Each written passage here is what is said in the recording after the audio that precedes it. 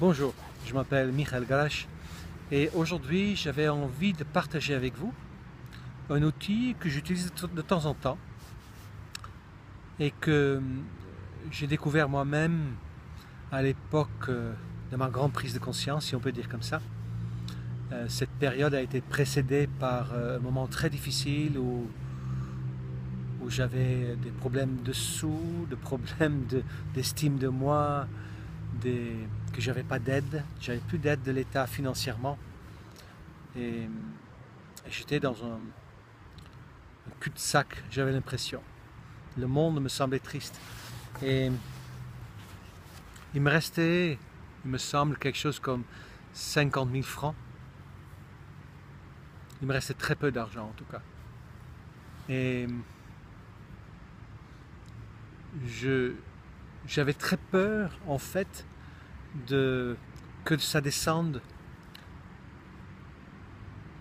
Et j'utilise cet outil que je vais vous partager justement pour des personnes qui sont dans le même style de situation, qui sont dans une situation dans laquelle en fait ils ont du mal à avancer, ils s'accrochent à ce qu'il leur reste ou ce qu'ils ont, pendant qu'en fait ils sont en train de perdre tout doucement du capital, c'est surtout de l'argent, surtout oui du capital. Et l'outil que j'ai découvert à cette époque-là, je l'appelle le scénario catastrophe. Alors ça veut dire quoi? Ça veut dire qu'en fait, je me souviens très bien, à cette époque-là, je me suis trouvé, donc avec la somme qui me restait, j'habitais avec ma compagne depuis 7 ou 8 ans déjà, 9 ans. J'avais un chien. Et je voyais effectivement que tous mes efforts de trouver un travail étaient en vain, que mon corps n'était pas en forme, que j'avais du mal à garder le moral. Et il fallait bien que ça change, et je ne savais pas comment faire. Un jour, j'étais assis dans le jardin, et je me suis dit, ok, quoi faire avec ça? Parce que vous savez comme moi que si je n'arrête pas de penser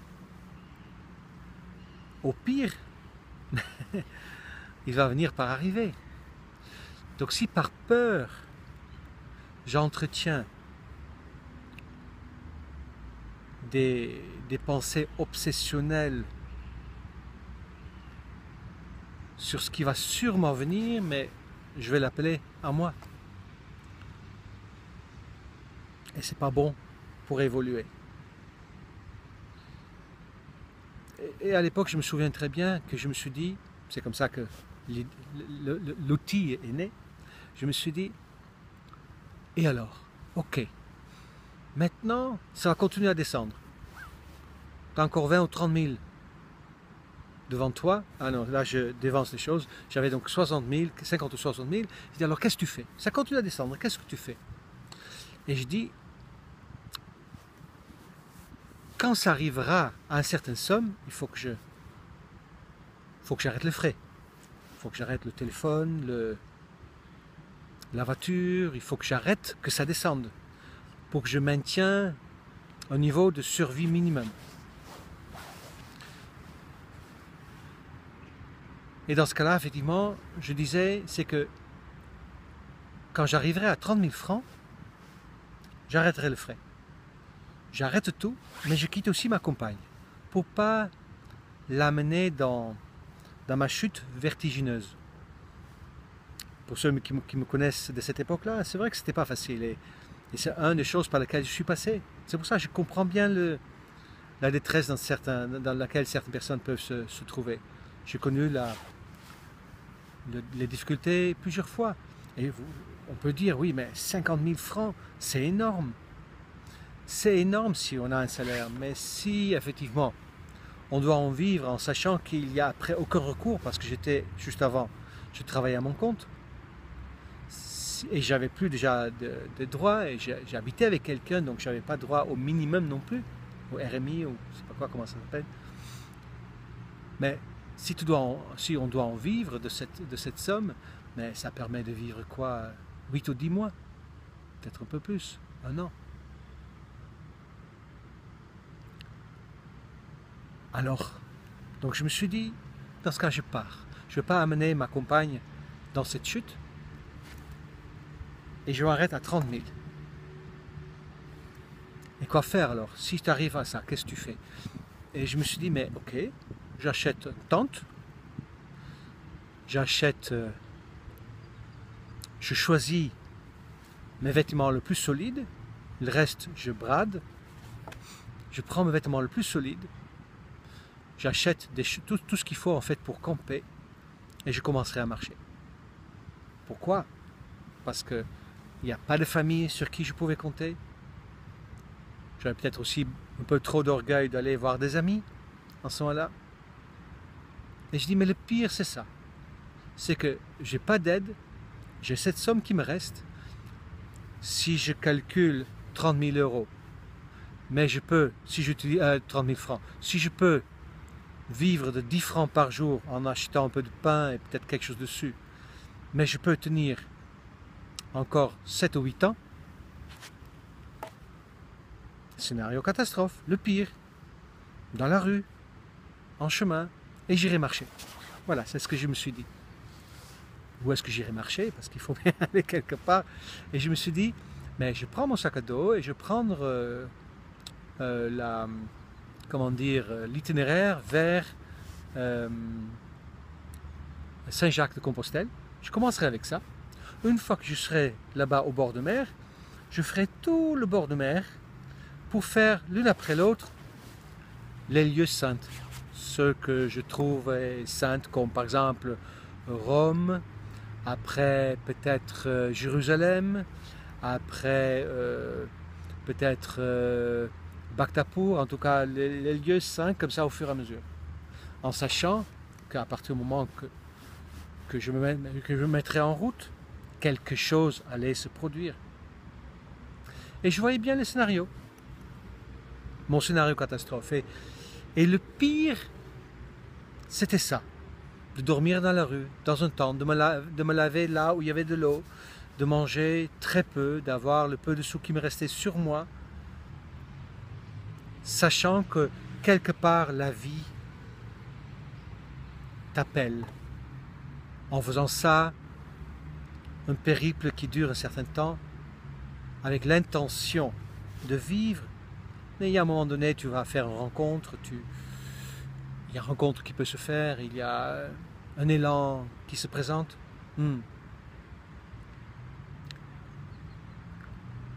Et ça ne me faisait pas peur. Oh, j'en avais pas envie, mais ça ne me faisait pas peur.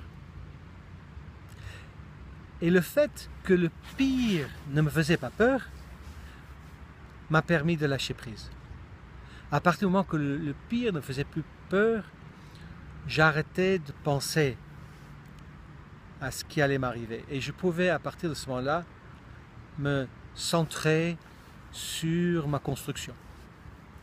J'y arrivais ou j'y arrivais pas, je ne me souviens plus. Mais par contre, ça marchait. Parce que très peu de temps après, je me rappelle avoir vécu ce moment de conscience très fort. Et très rapidement après, les sous ont commencé à rentrer. Et ma situation a commencé à changer. Mais depuis que j'accompagne, ça arrive régulièrement que j'ai des personnes qui viennent et qui sont quelque part pétrifiées, figées sur place, parce qu'ils voient leur patrimoine, les sous qui diminuent, et en fait ils retiennent par peur, ils ne prennent pas de risques, et ça diminue, ça diminue, ça diminue, pour arriver à un moment fatidique qu'il crée bien évidemment, et qui est logique. Et donc je pose la même question. Qu'est-ce qui peut t'arriver le pire? Et très souvent, le pire, si je m'imagine un homme ou une femme avec des enfants, j'en ai eu à accompagner comme ça, mais le pire c'est que les enfants vont vers le parent qui s'en sort, ou vers les parents, donc les grands-parents de ces enfants. Pas confortable, bien évidemment, bien évidemment. Mais c'est un scénario de survie. Et très souvent, le pire que la personne trouve, c'est soit elle-même retourner vers ses parents, ou faire d'aller d'ami en ami, en restant quelques semaines chez chaque ami, le temps de retomber sur ses pattes. Souvent, c'est ça le scénario le pire. Le mien était un tout petit peu plus hard, parce que je n'avais pas ce recours. Et ayant été dans l'armée plusieurs années, je n'ai pas peur de bivouac. J'ai beaucoup dormi à la Belle Étoile, déjà. Et la conscience, comment dire, de qui j'étais, était déjà un peu présent. Donc je savais que j'allais amener cette richesse avec moi de toute façon. Donc si effectivement ça vous arrive, que vous regardez ce vidéo, et vous dites, mais ma situation fait que diminuer, ma situation financière. Sachez que si vous braquez votre attention sur le pire, il va finir par vous arriver. Alors faites votre scénario catastrophe. Écrivez-le. Écrivez le pire qui peut vous arriver. Ne restez pas trop longtemps dedans non plus, parce que sinon vous allez attirer ce scénario en particulier. Ça m'est jamais arrivé.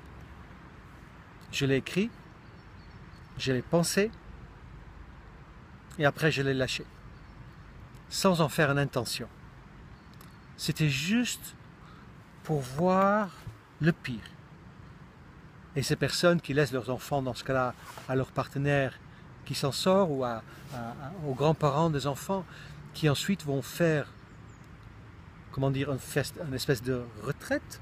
Parfois, ça demande à vendre une maison ou un appartement, de rembourser du coup des dettes, de faire table rase.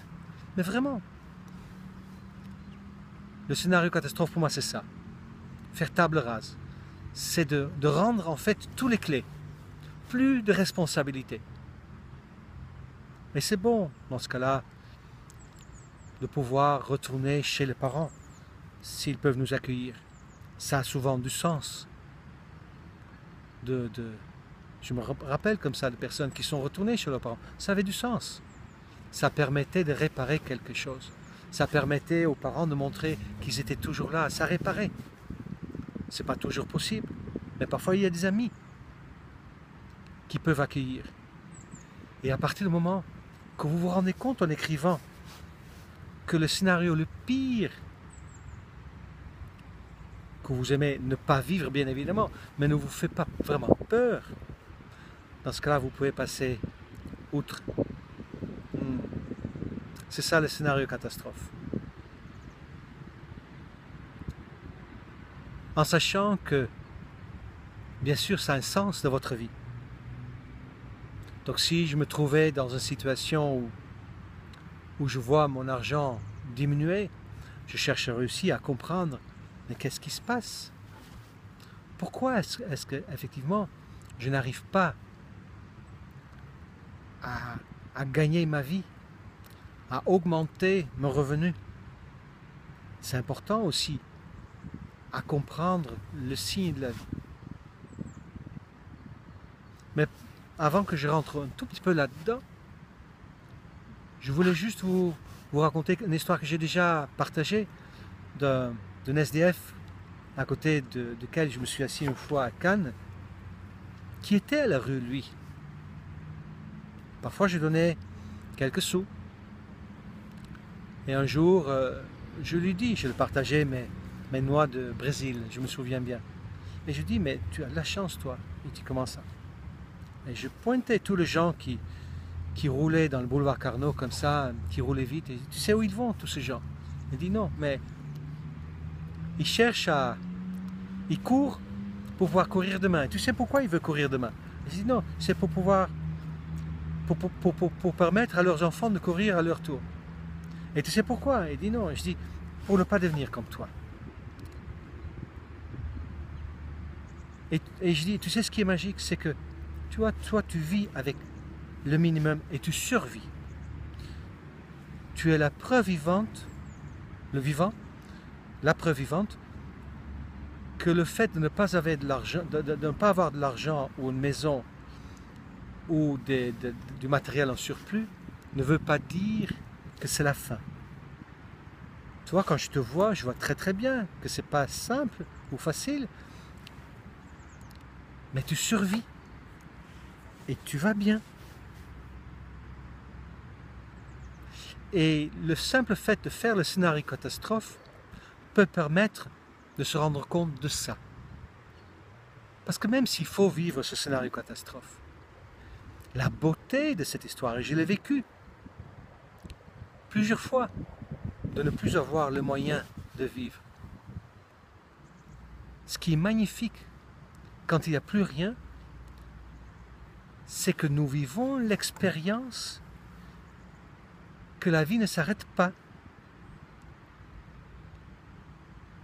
que ce n'est qu'un passage pour apprendre quelque chose, peut-être le fait de descendre au plus bas pour pouvoir mieux rebondir autrement, de pouvoir peut-être lâcher pas seulement son argent, mais peut-être lâcher aussi des vieilles croyances ou de l'orgueil. C'est très riche, l'expérience de ne plus avoir de quoi se nourrir. Ça met les choses à leur juste place. Et j'ose dire pour moi-même, c'est que le fait d'avoir connu le manque, ça m'a rendu, j'espère, un tout petit peu plus humble. Pas tout le temps, parce que je peux avoir toujours des prétentions, mais si je me souviens des époques où ça a été difficile pour moi, que ce soit physiquement, financièrement, relationnellement, où la vie me montrait que j'étais à côté de la plaque, mais là, effectivement, je me souviens très bien que ça me fermait le caquet, quoi. Ça me calmait cet orgueil lié aux possessions. Je vois parfois des personnes qui ont eu des postes assez élevés dans la société, à partir du moment qu'ils ont plus ce poste, plus cette identification, mais ils deviennent tout simplement n'importe qui. Tu peux être très riche un jour et être en bonne santé, et l'autre jour, plus rien avoir et d'avoir une santé médiocre ou mauvaise. Et cette expérience n'est pas nécessairement que négative, comme je dis. Elle est riche d'apprentissage sur sa personne. Après, comme je dis encore une fois, j'irai chercher, mais comment ça se fait que je maintiens un niveau de vie financière relativement basse. Et ça peut être tout simplement parce que j'ai peur de montrer qui je suis. Ça se peut que j'ai une piètre estime de moi, que je pense que ma valeur est très basse, mais ça se peut aussi tout simplement que j'entretiens des pensées négatives. Il y a beaucoup de sources possibles de la chute financière. Moi, je commencerai, quand ça arrive, avec le scénario catastrophe, et de constater que ça ne vous fait pas peur, et ensuite lâcher, et après de faire des mantras, des affirmations positives, rendre grâce, et aller à la recherche du manque. Pourquoi le manque? Voilà, c'est ce que je voulais partager avec vous cette fois-ci. Je vous souhaite une très très belle journée, et à très bientôt. Au revoir.